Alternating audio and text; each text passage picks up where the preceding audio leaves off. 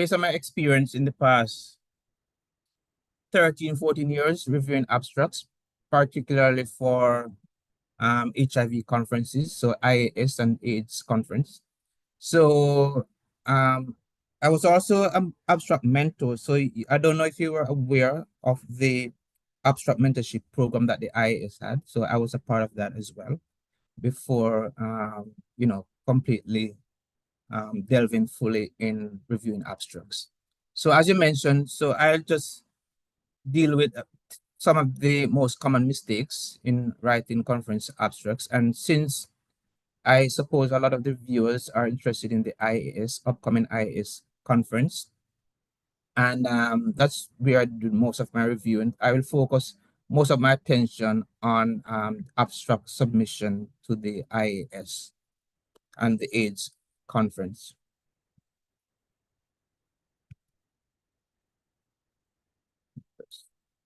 Okay, so to start with, let me go with the one what I would consider a very important mistake is selecting the wrong track or theme. So here, for example, on the IAS Society's website, there are different tracks that you can submit your abstracts. So you have track A, basic science, goes down to track E, which is implementation science. And I've signed up to review abstracts from the basic sciences and clinical science.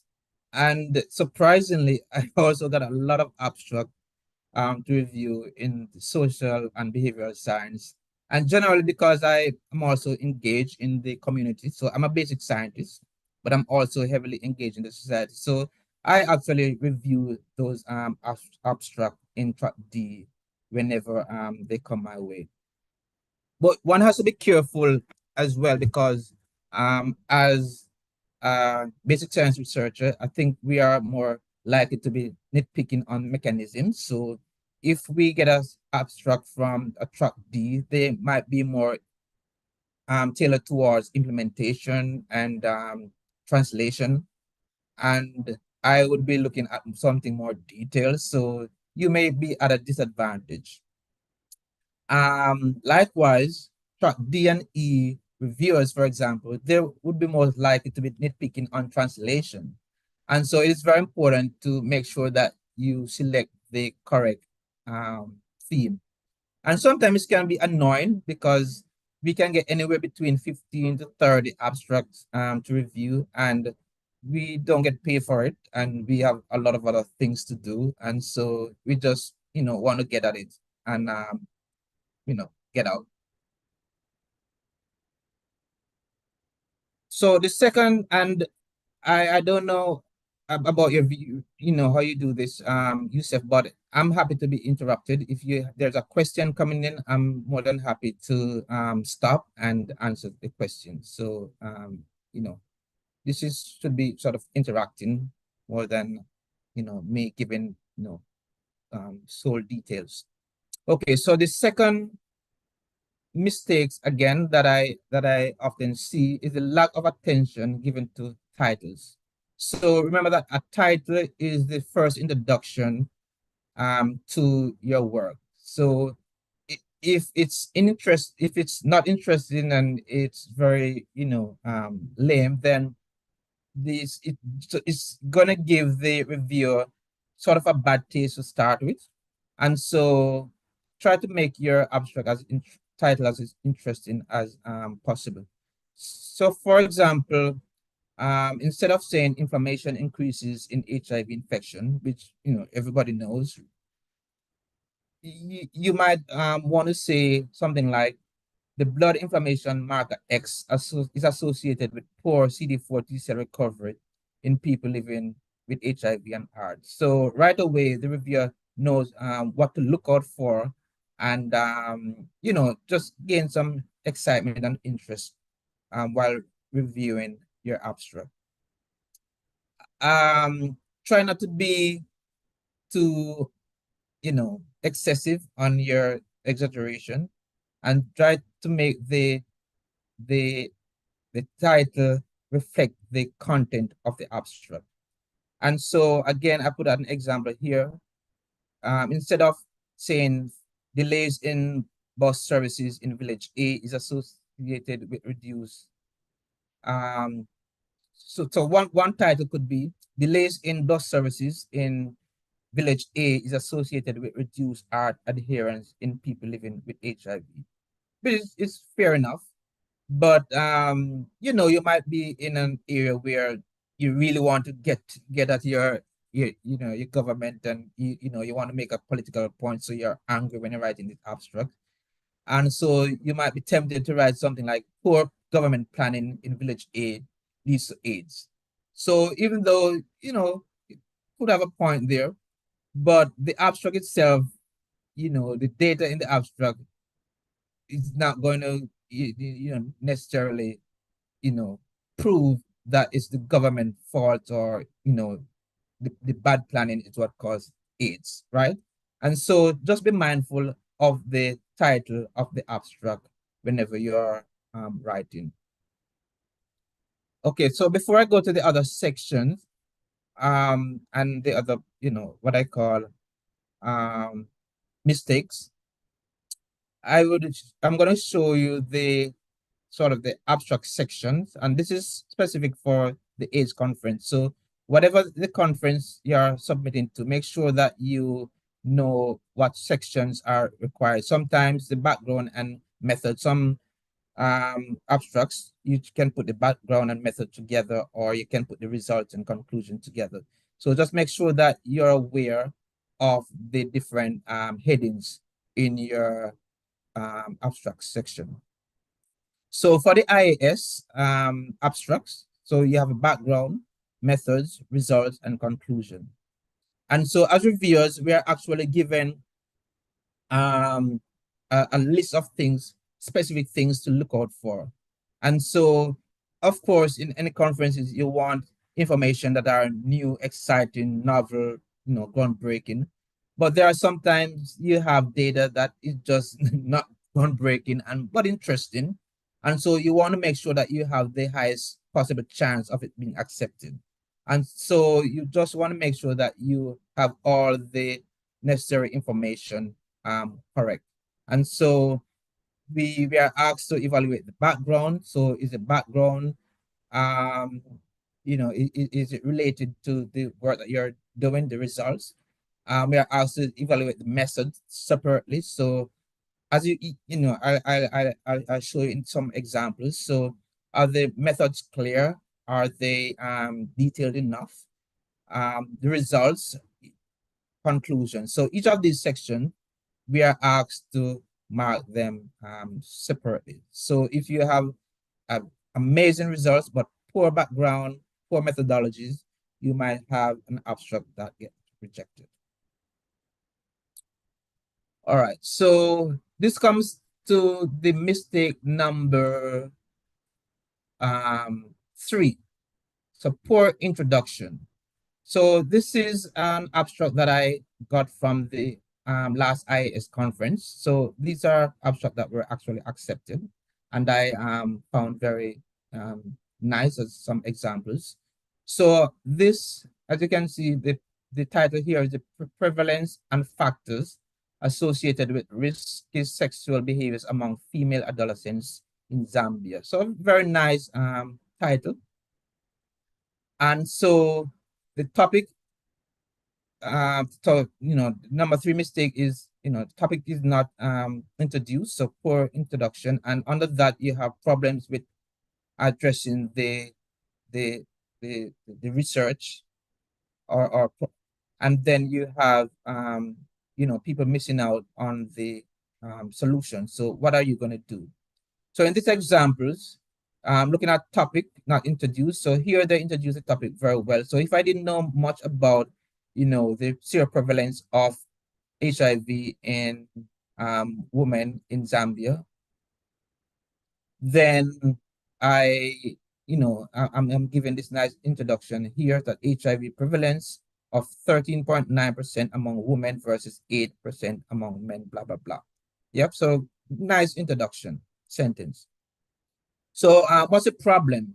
So the problem here, so they state it very nicely here that HIV/AIDS and unintended pregnancies continue to be major causes of mortality among adolescents in Zambia, necessitating public health action. So immediately we know, what is the problem in Zambia with regards to women living with HIV. And so the question is now, what you're going to do about it? What's the solution? And so what's the aim of the study? So nicely, they give you that information here. And just go back. That this study aims to.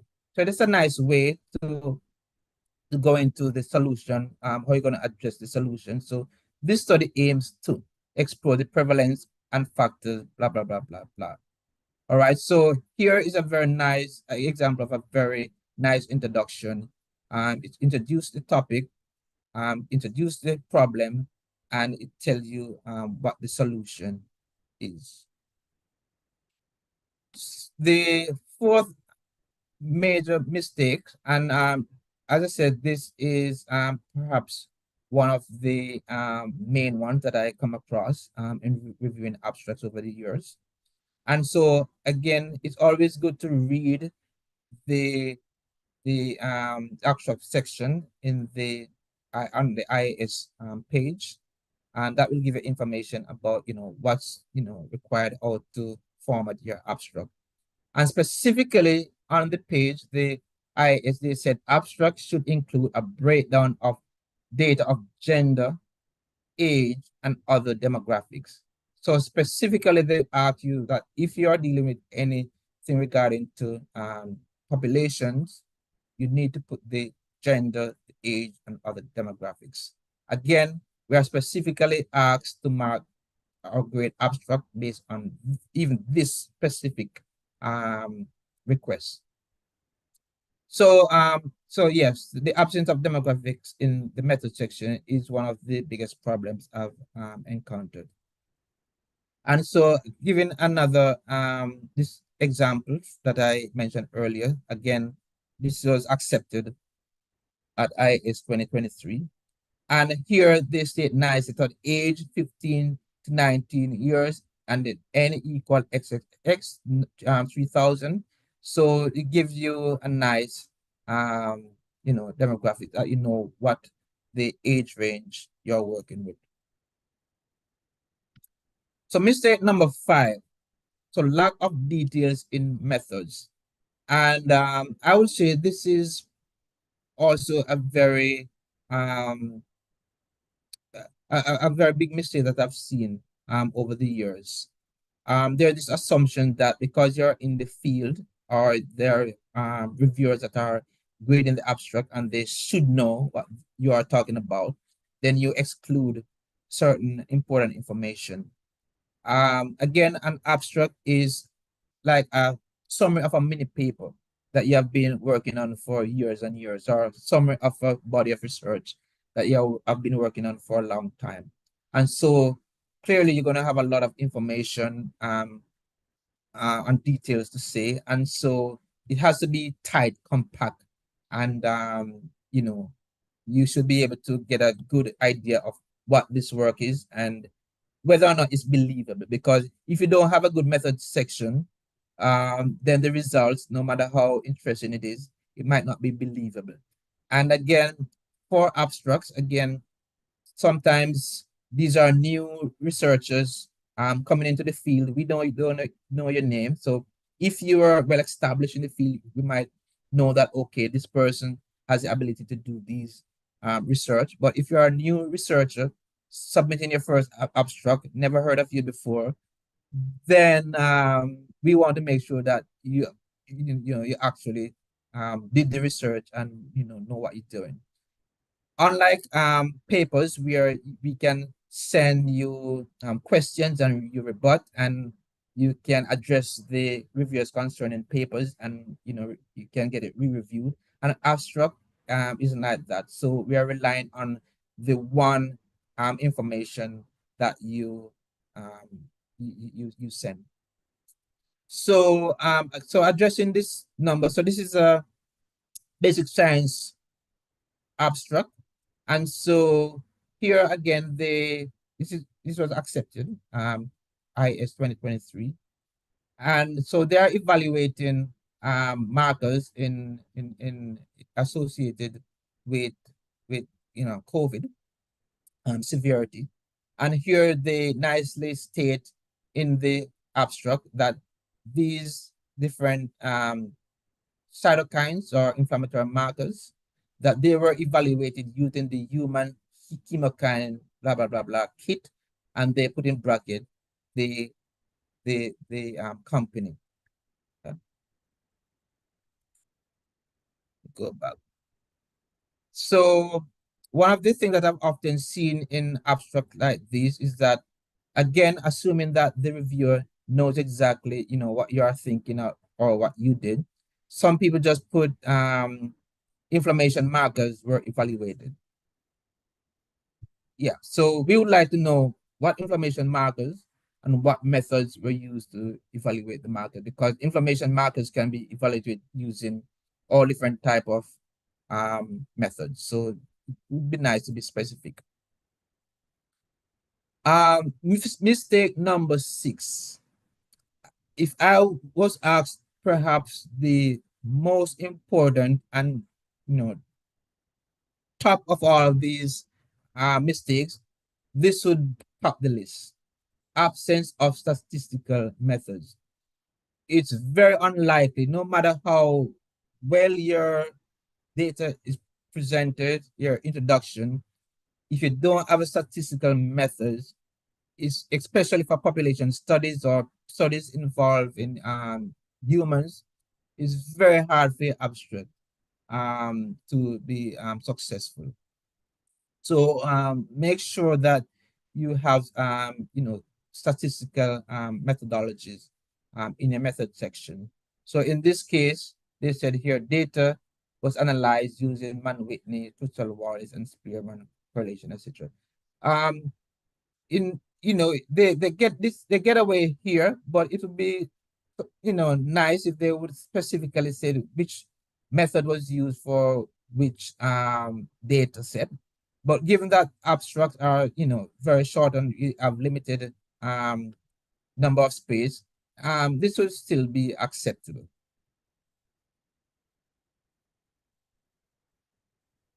The other thing I should mention is that with regards to the novelty, because we are asked also to evaluate abstract based on novelty and significant contribution to the field. So I might be reviewing an abstract, and when it comes to significance and when it comes to novelty and innovation, I'm big at that. I love innovation and something new.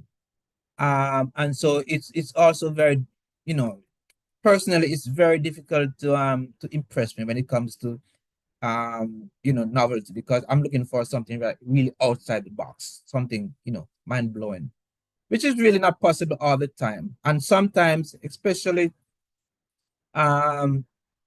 researchers from maybe Latin America, Africa, um, where there's very high incidence of people living with HIV. There might be abstracts where they use a very neat or very unique population. So say, for example, the population could be people living with HIV infection who are also infected with malaria. Yeah. And so you might not be able to find those cohorts or population in the US or in other places where researchers would like to do so sort of research. And so you might just simply looking at some information markers in those population. And so even though it might not be novel, so to speak, but it's been interesting because you're the only one who have access to those population. And so many of times when I review the abstract, and I think other reviewers would do that as well, we are asked to write a little note, about maybe, just something. And sometimes if the abstract is sort of borderline between reject and an abstract, or between reject and a poster, and I see they have a very nice population. So it could be a co-infection population. And they explain nicely in the methodology, the sex, the number, the different groups, the age. So it shows that you have a well-established cohort. And so in that situation like that, I might say something like the abstract didn't reach to the threshold, but this could be an interesting conversation between the poster presenter and the audience. And so you might be there presenting another person from Africa or the Caribbean or somewhere will be interested in your population, and you can you know get a nice collaboration going, share samples and stuff like that. So conferences like this is not just about the science and the information, but also forging new collaborators and expanding your network. So in cases like those where I think that this person or group could benefit from the exposure, then I would write a note in the um, to the yes, about the abstract. All right. So yeah, so just to regurgitate that the statistical methodology is very important in the abstract. So as I mentioned before, so abstracts, some people have worked for years and years, before they can write up the paper. And so you want to make sure that it's very hard hitting. All the information are there, very tight. Every single word, every single line, every single sentence matters. And so they should be information dense, especially the results section. So here again is a very nice. I like this abstract. Again, it's from the IAS 2023. And it tick all the box. So right away, you just see that this abstract is just filled with nice information. So you see a total of XXS. So in this particular abstract, so they are looking at biological dynamics among children living with HIV that are transitioned to dolutegravir-based regimen in Nigeria. And so immediately you see a very nice total population, 2,358. I mean, you're not going to find that amount of children living with HIV, in this particular context, in the, Europe, in the US or Caribbean or, Europe. So again, immediately when I see this number, I just light up. And again, nicely, they give the median age. So they give the median age and then the interquartile rate. So really dense, nice information. And then they give, more information about the viral load and stuff like that. And then the sex ratio, etc. Yep. So where possible, try to make your abstract very information tight and information dense.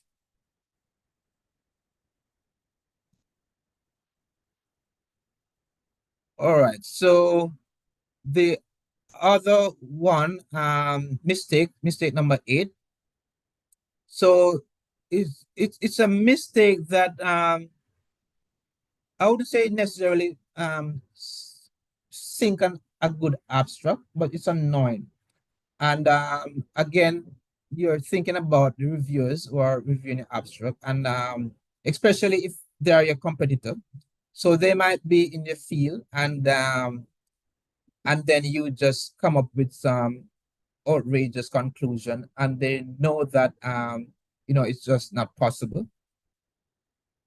And so just be mindful, not to overstate your results.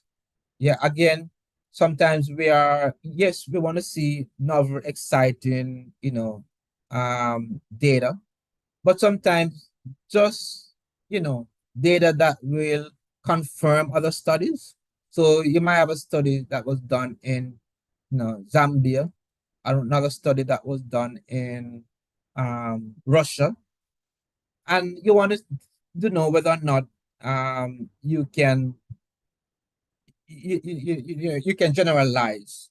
And so even though you might be looking at the same marker in the same population, you want to know whether or not those patients or those people living with HIV in, say, the Caribbean or the US or Latin America or Australia, whether or not those information can be generalized to different population.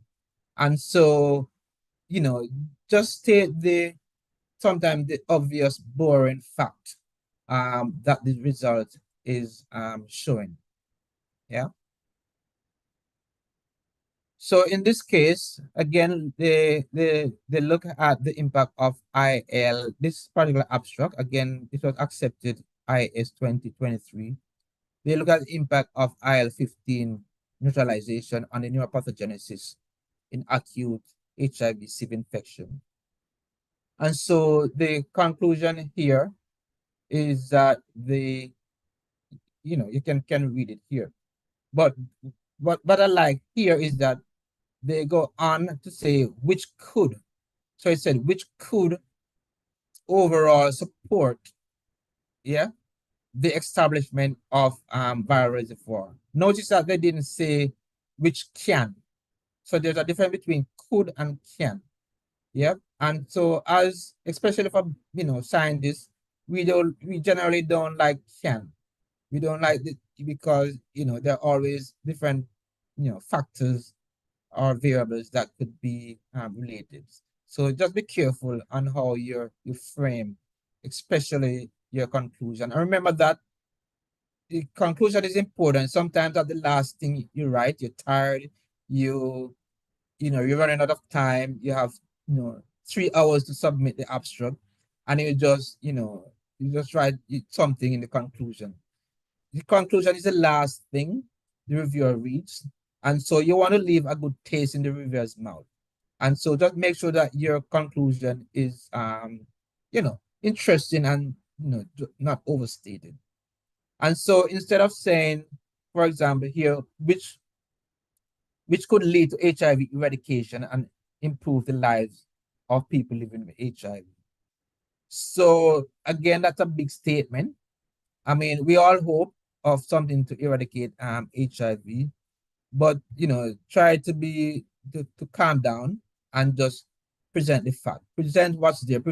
Don't present what you would like to happen. Present what is based on the data. Yeah. Because all of us are, I know HIV activists and HIV researchers. We are very, enthusiastic. We like to go out there. We, want to do this. We want to get that done. We want to see this happen. But when you're writing an abstract, try to just be just write what's there. The other big mistake. So another big mistake, and a lot of reviewers don't like it. Sometimes you can get away with it, but try not to say you're gonna do next. This is not a grant writing exercise. Some in grant writing, you know, reviewers like to see, where this data gonna lead to, and at the long-term plan. For an abstract, we just want to see you know the data, the conclusion based on the data. Because you might not get funding, or something might happen where you can do what you put that you're gonna do. So try not to write something like we are currently investigating the effect of IL-15 on viral reservoir in the gut.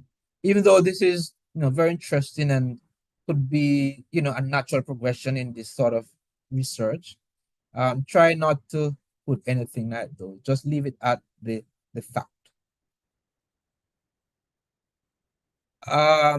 So other mistakes. So mistakes number 9, again, typos and grammar. So I think that most abstract, we are understanding that not everyone are from English speaking countries, and we like to see diversity in what's presented at at conferences. And so we want to see, data from everywhere, but we want to make sure that at least we can read it and it makes sense.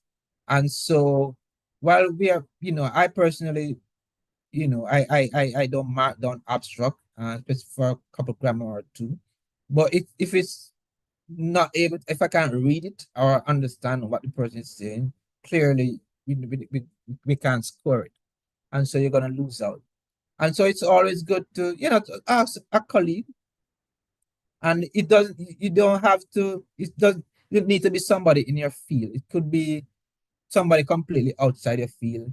The person doesn't even need to be a researcher, to pick up certain grammatical errors, or, you know, should tell you that certain sentence isn't, you know, legible. And so, yeah, reach out to people. And as researchers, we are very, even though we are very busy and we have a lot to do on our plate, if you reach out to us with your abstract and you said, please have a look at this for me, or, most researchers will, have a quick look for you, and, and send, a feedback. So feel free to reach out to somebody. You might read the paper or something and your abstract aligns with their work, and, reach out. If they say no, just, or they don't respond because they generally, didn't see your email, or they're just too busy, just reach out to somebody else.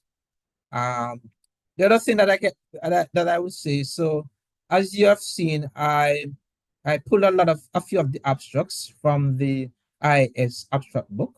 And so that's somewhere where you could go as well. So have a look at those abstracts. So type in a keyword that reflect your type of research or what your abstract is about, and see whether or not you see similar abstracts, and then just read a few of them, and just to see, how they lay out, how they express themselves. Try not to plagiarize, because again, as HIV researchers, we are very nice, small. We are large, but we are small. We know everybody. And so if we are reading something, we will know whether or not we have read it before, and if or it sound familiar.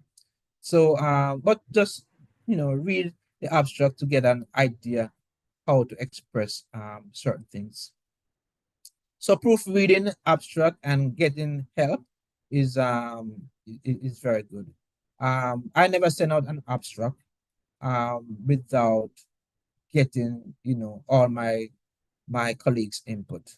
And you'll be surprised, no matter how well you are, whether or not you're a professor, assistant professor, a student, you'll be surprised to see, that you can just overlook certain things, because sometimes you just, read it too much, or you're too close to the research.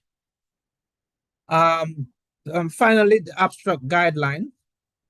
Make sure that you check the abstract guidelines for each conference. So just don't cut and paste the abstract that you have for IS into for your, you know immunology conference, or, conference conference of Africa, or something. You get the point. Try to read the abstract guidelines that are specific for that particular conference, and make sure that you adhere to those guidelines.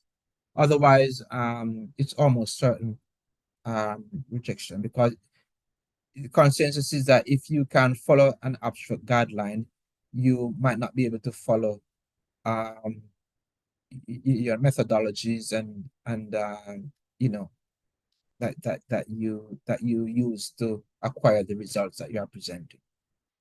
Yeah.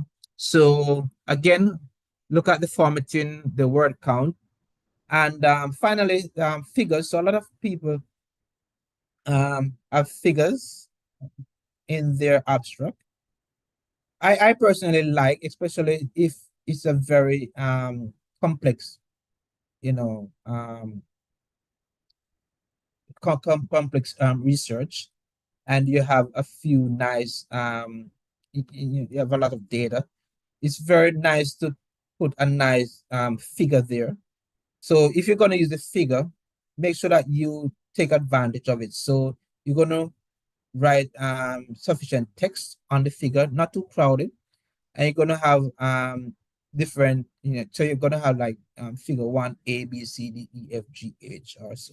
Don't try not to have figure panel K to Z. So a few panels would be nice, but I personally like to see um a figure in the abstract. But again, not all conferences allow it. So again, I know that IAS allows it. So just look at the requirement when it comes to the figure for IAS. So I think with that, those are my suggestions. Really. Yeah. So if you have any questions, I'm very happy to answer. And but yeah, try as much as possible to start working on your abstract as quick as possible early, so that you're not in a rush to to do it. Yeah. And so good luck with your abstract, and make sure that whenever your abstract get accepted and you take that trip to present, make use of it. Forge collaborators, go to other people's abstract, or posters. Go to other people's posters, read them, ask questions, take them contact numbers, and be present at your posters. I You hear us stress poster a lot, so a lot of people get disappointed when they don't get an oral. I personally think that sometimes posters are even more important than, or as important as oral, because you get a lot of interaction, and you really meet people upfront. And getting an abstract accepted for a poster is a very big deal. And so, make use of all the suggestions that I give you. Thank you again for your invitation. Thank you very much, Dr. Clovis. This is amazing. It's highly insightful. I'm sure the viewers they've learned one or two things from everything that you've said. So for my own side, I really want to ask this question: How, you know, some conferences they have word limit, say 300 words, 400, 250. How do we balance things up to make sure that we put all the necessary information in our abstract, despite the word count? Yeah, yeah, that's true. So as I said, the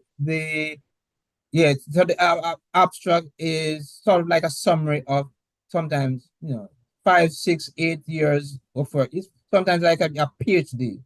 And so what what I normally do, or like to see, I don't like to see a long introduction. Hmm. And so three sentences, four maybe most. But I try maybe 4 or 5 lines. Try not to have more than 4 or 5 lines. So just go straight to the point. Things that are obvious, like HIV causes AIDS. If you are submitting to a HIV conference, you don't need to write that. So just go specifically. As again, I mentioned that abstract from Nigeria. It was very specific. It just goes to the point of, there's X percentage of women, of HIV prevalence in women compared to male, and you know that alone, that sentence could be sentence number one, and number two could be the impact of that, and then the third sentence could be, okay, we therefore going to do this analysis to identify that. So generally 3 lines, 4 lines max, for introduction. So I will put the bulk of the my my writing in the result section. So the result section is where the bulk should be. The methodologies, just a few points. So If you're dealing with population studies, then the number is very important. You just don't leave out the number and the sexes, like number of sexes or the percentage. That is also important, and the statistics. So once you have those three, so the demographics, the statistics, then you build around those two most important information. And so you want also tell how the data was collected. So if you're whether or not it's by um, clinical uh, clinical information from the hospital or a survey, that's important to tell, weird data. But try as much as possible to keep most of the information in the results. And then the conclusion literally could be one line or two lines. Yeah. Thank you very much for that. I have another question here. Should we publish our abstract before we present it in a conference? Yeah. Especially, So yeah. okay. So we were asked. Yes, that's another thing. I, I, I think during the abstract submission, you're asked whether or not it was submitted. So and then if it was submitted whether or not to a conference previously, or to or published, then you make a note. So I think there's a box where you actually tick, and then there's some where we can explain. So you might have an additional um data set. So you might have published that work, but now you have done some extra work and have additional data set, and you make some correlation with the new data set along with what you have previously published. So that's fine. So just make sure that that's upfront. Or sometimes what I've seen people do is that they said something like in the introduction, we have previously published, or we have previously presented that XYZ, and they make a bracket and they put IAS 2021 abstract number, blah, blah, blah. You get what I'm saying? So just be upfront, because as I said, we are we are very knowledgeable of the field. We know what is published, we know what's out there. And so if we see something that we know already out there and published, and you don't disclose it, then that could not work again. That could work against you. Thank you very much, Dr. Clovis, for sharing more light on that. Another question: can I submit same abstract to two or more conferences? Is it Yeah, allowed? yeah, I understand that. I've seen a lot. Okay, so if you're gonna if you're gonna do that, number one, make sure that the title is different. There's always a way you can modify the title. So you don't want to have the same the exact title.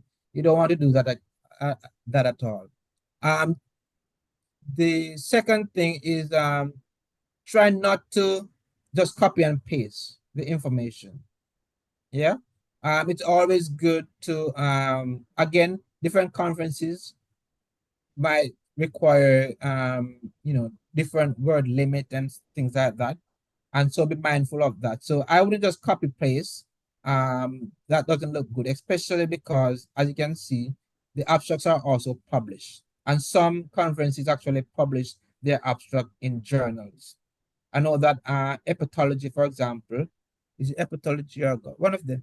Some of those gastroenterology journal I know used to publish abstracts in the journal. Um, so yeah, try not to just cut and paste, and where possible, um, you might want to leave out one information in from one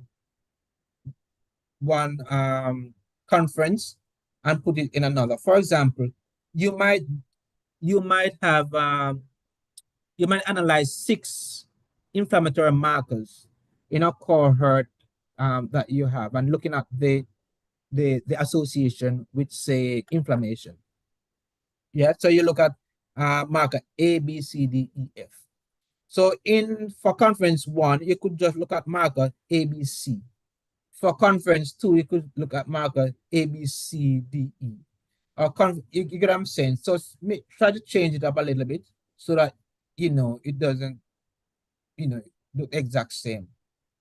Yeah, but there's no issue um in you know submitting um the body of work to different conferences, because at the end of the day you want exposure, and so the more exposure you have for your body of research, the better it is. Thank you very much, Dr. Clovis. Are you still open to more questions?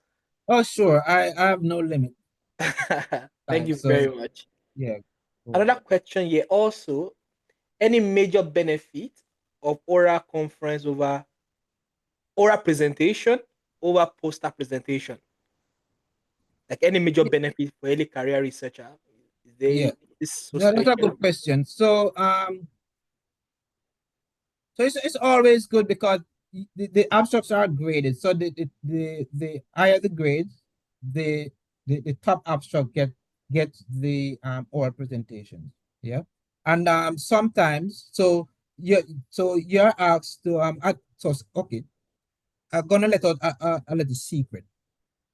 So after you grade the different sections and what the abstract requires, sometimes when when you if you finish based on your grade for different section and the requirements such as the statistics um okay for the type of research, blah blah blah, and you tick it or you give it a score.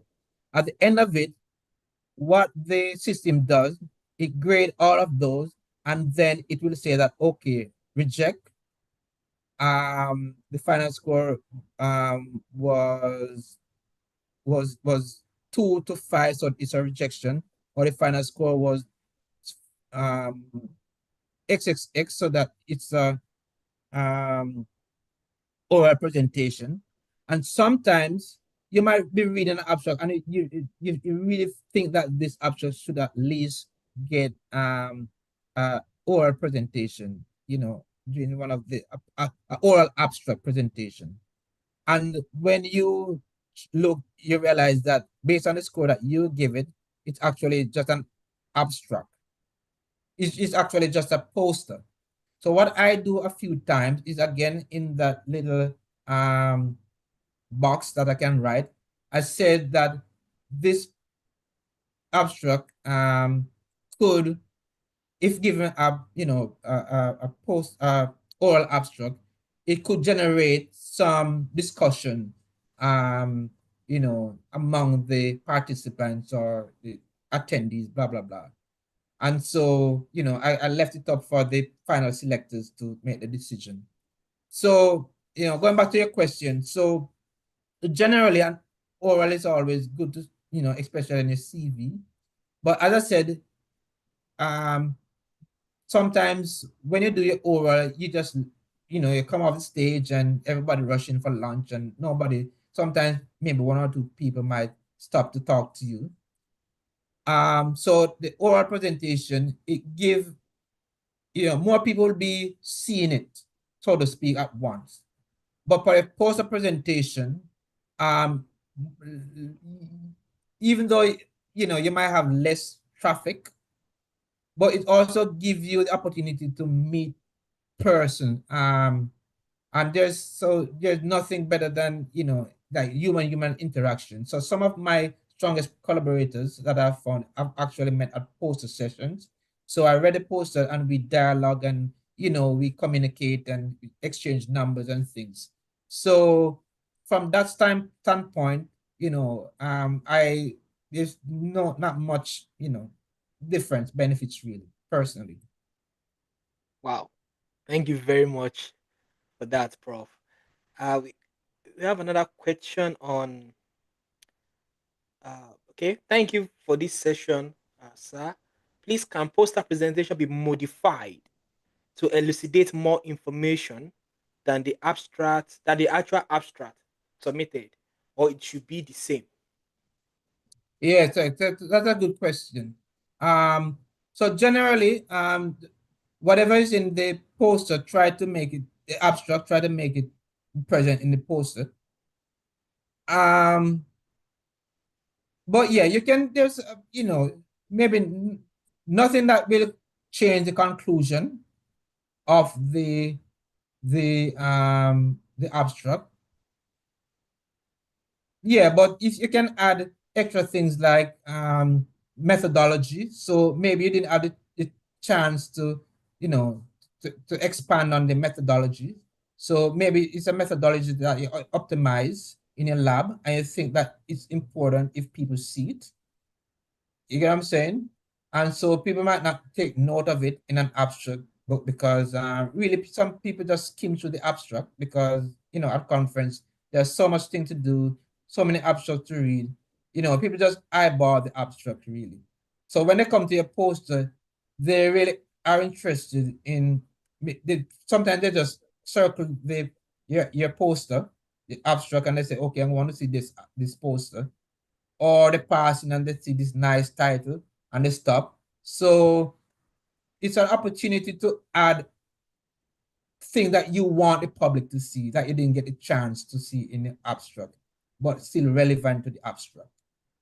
Because it's a sales. It's pretty much you sometimes go to conferences and you see, 10 persons at one person poster and you stand up by yourself and nobody looking at your poster. There's sometimes a reason for that. A reason could be that you're on your phone and nobody gonna come and strike up a conversation if you keep focusing on your phone. You might look unapproachable. So try to have a smile on your face, even if anybody not at your poster. Or something you can even turn it and look at your own poster. Pretend as if you are a delegate looking at somebody else's poster, and then somebody might stop. And then if somebody stop, you approach them and say, can I go to my poster or hi or be friendly. It's a salesmanship because at the end of the day, you're there for a reason. You're not there just for the trip. You're there to really get information, collaborate, forge new friends and long-term colleagues. Thank you very much, Prof. We have another question here on. Thank you, Prof. Clovis and Prof. Alex, as a reviewer. Prof. Clovis, are you biased against narrative review? If you see a review abstract and you are reviewing, and you saw a narrative review, are you biased against it? Narrative review. Yes. So is there so like in what I'm not familiar with that like narrative review like what, because as I said I'm mostly review for the basic science and clinical Mm, science sometimes, and so what we're reviewing are just data, information, so it's very specific, and so that's why I said I think no, now that you mention it, I think those could be related to the other tracks, like implementation. And so that's why I said it's very important that you select the correct track. Because, for example, something like that could come to me. And because I'm not aware or know, how to review that specific, abstract, then it could be at your detriment. Yeah. mm. So whatever is, whether or not it's narrative review, if or whatever, just make sure once it ticks all the boxes in your abstract guidelines, it should be fine. Thank you very much, Prof. I don't think we have any question here. But I would like to ask, can you shed more light on how to network in a scientific conference or seminar or workshop? Any particular Mhm. strategy for early career researchers? Oh yeah. Oh That's yeah, definitely. I think, that's one of my strongest points. I'm considered the, maybe father of networking because you because one of the reasons for that, and particularly in my field, and this is where I mentor, students and my PhD students and postdoc. And one of the things I said to them is that there are times in your research career, because a part of, moving up the ladder and or being successful is getting grants. And no matter how good you are, there are times when you're gonna be, your fund's gonna run low. And so if you have a very good network collaborators, meanwhile at those times when you're not publishing anything because you don't have the money to get the data, because you have sold those seeds long time ago, you might have suddenly you have two, three papers coming in for, that you're, second, third, middle author or whatever author, but at least, things happening, even though things might not be happening in your lab. So it's very important to network. How you do it?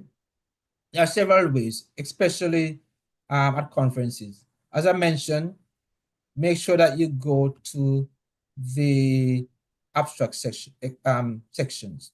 I mean, because that's where you actually talk to people most, you might be a shy person who just don't like to go up and talk to people, but that's the one opportunity where you can just be open, go and ask questions. And I can tell you, as a presenter, I got, I've, I've got abstract that been accepted for both posters and orals and in between. And I can tell you that it is one of the best feelings when you're there and people come up to you and just asking you questions. People like to be asked questions that, when they're standing at the abstract. So when you go up to ask them, you're not bothering them, you're doing them a favor. So go up and ask them question and use the opportunity to ask them for their contact details, or sometimes on the poster. And I would recommend as well, just at the bottom or somewhere, to put your email address. So even if it's not directly on the poster, but you might have a little piece of paper or sticker or something that you put that people can contact you. um and then it could be a oral presentation. Again, presenters like when you surround them after oral presentation. They feel good that somebody interested in the work, and it's just a good feeling. Everybody, like to be valued, no matter who you are, whether or not he's a professor with 1,000 grad students. People, they like to know that their work is being valued. So you go up and you might have to wait in line for for a couple of minutes. You say hi, thanks very much for the great presentation.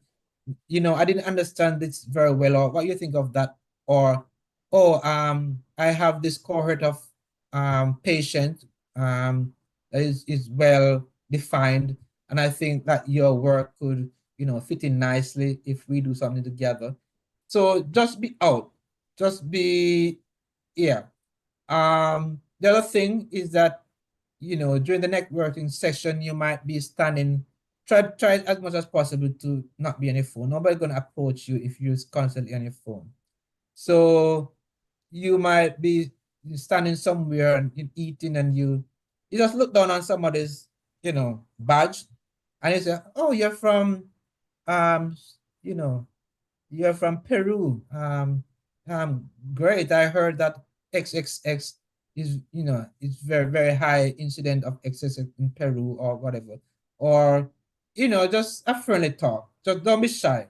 Again, I can tell you that everybody likes to be recognized when there are conferences. So don't be afraid to go up and, you know, yeah, start a Thank conversation. thank And you the other very way, like, sorry. So outside of conferences. So if you are reading a paper, um, the, they always have the authors always have their emails. Again, you write them and send an email and said you enjoy reading the paper and whether or not your cohort or your work could, they could they might want to look at XXX factor or XXX molecule in your samples or just yeah, reach out. Thank you very much, Dr. Clovis. That's really, really insightful. Thank you very much, Austin, for the super chat. Thank you very much. We have another question here from Adeleke. Am I doing anything wrong if I don't publish my abstract after I've presented it? Like if they don't publish it in, let's say, peer review journal after it has been presented, is it wrong? So yeah, so so it depends. So but there's always opportunities. So I would want to find out why wouldn't you want to publish? If you've gone through all that work to get the data, and you get it accepted at a conference like IS, it means that it was the reviewers and the same reviewers who review abstracts are pretty much the same reviewers who are going to review papers. And if it passed through the reviewers to get you up to the poster, then it should be able to get you in a good journal. So I would say, especially for young careers, researchers or even a PhD student or anywhere in between, or if you are just um, you know uh, working in the community service or something, and it's always good to have your the important information out there. So again, it's not just a matter of just publish for namesake. If you do a piece of work, you did it because you think that it's important and it's valuable. And if it's important and valuable in the HIV field, then it should be important and important for the people to know about it. Thank you very much, Prof. I hope that is clear. I don't think we have any question again. Uh, Nothing. Yeah. Okay. So I just want to add, um, probably ask this question too because we have some undergraduate that are also watching us. Uh, do you think there's any limitation for undergraduate to present in a conference if they've worked with a professor or they've carried out a research? Is there any limitation, or we didn't know, or when they are reviewing the abstract that this person is an undergraduate, is it a requirement for you to present in a conference? So you mean undergraduate, right? No, Yes. but yeah. Okay. So again, if so, generally, um, abstract presenters are those who um are generally the one that actually do most of the work or oversee most of the work. So it could be your professor. So you could collect all the data, analyze it, and then you decide that you don't like public speaking. For some reasons, Mm, don't not liking public speaking shouldn't be a reason. But for whatever reason, maybe you can't, you know, you have other things to do, commitments, and you can't go to that conference. It could be a valid reason, and then this somebody else do it. But abstract presenters should be the ones who have a very good understanding of the data and the work.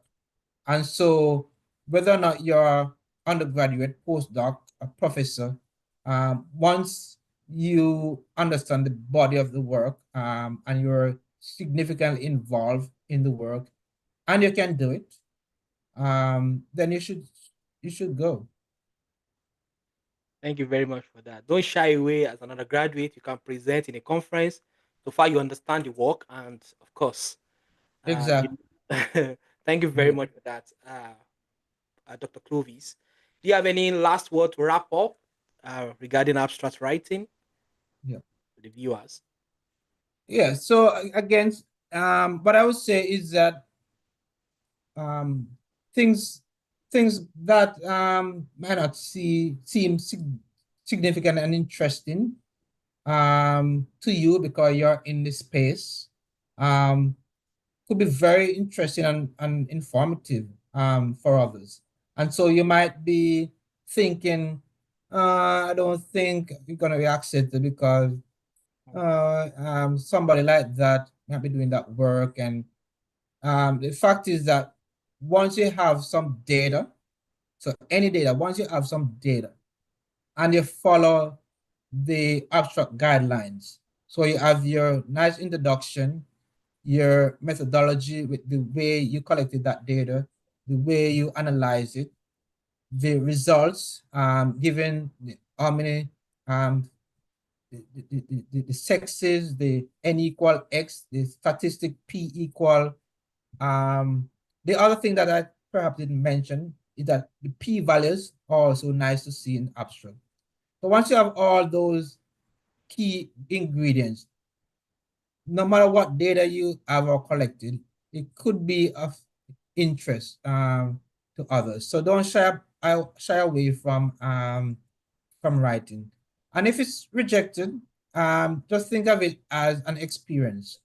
So like anything else, you experience is important, and you're not gonna master abstract writing the, the first time or the second time. So just use that experience and use it as an opportunity to get feedback from others. And that could be a way of networking as well. So you might have an abstract that you think that a person that you saw on Facebook or a person that you met at the conference once, you can email and say, "Hi, do you remember me? We were talking about XYZ." They may or may not remember you because there are so many people at the conference. But you send your abstract to them and they make some little changes and correction. And then that could be some initiation. They see your results and they're interested in your cohort, or you could be very good at an analysis. So you could be a statistician, and the way that you analyze your data, they didn't think of about that way before, and so that's another way, to do it. So don't shy away from just submitting it, and you could be surprised. Thank you very much, Dr. Clovis. This is amazing, and I know everyone actually enjoyed this session. They've learned one or two things. I hope. We have thank you for thanks, Prof. A great session, concise and impactful. Yeah, it's concise and really impactful. Thank you very much for making time out to do Y- this. Yeah, not a problem at all. My pleasure, and happy to do anytime. Thank you very much. All right. I Bye don't think you bye. have any question, so I think we can end the session. Thank you very much, and bye everyone. Bye once again, uh, everyone for the engaging session. Thank you, Austin, for the super chat, and we hope to see you next time. Bye. Okay. Bye bye, everyone. Bye. Bye.